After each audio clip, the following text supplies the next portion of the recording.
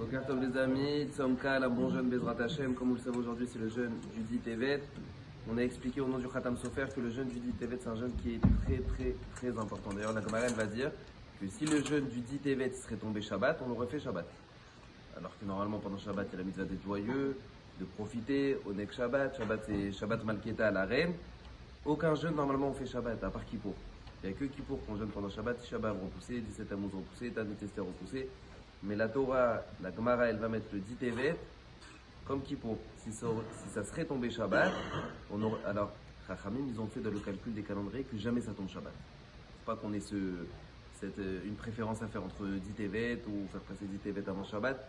Mais finalement, si ça serait tombé Shabbat, ça aurait repoussé Shabbat. Alors, c'est quoi la raison? Donc, Khatam Sofer va dire qu'aujourd'hui, c'est le jour où c'est qu'il y a eu, qu'ils ont encerclé Yerushalayim. C'est le jour où ils ont encerclé Yerushalayim. Et ce jour-là, c'est le jour que finalement tout a commencé de là. Après qu'ils ont encerclé, ils ont fait la première brèche 17 Tammuz. Après la première brèche 17 Tammuz, il y a eu la destruction du Beth Amikdash Tisha B'Av. Donc étant donné que tout a commencé le 10 Tevet, le Beddin aujourd'hui dans le ciel, il va se réunir. Le grand Beddin, tous les malachim avec Akadosh Baruch Hu à leur tête et tous les tzadikim. Et ils vont décider, est-ce que comme que ce jour, le début de la Pouranout, des problèmes ils ont commencé, est-ce que aujourd'hui on va décider qu'à partir de maintenant, le début de la Géoula elle va commencer.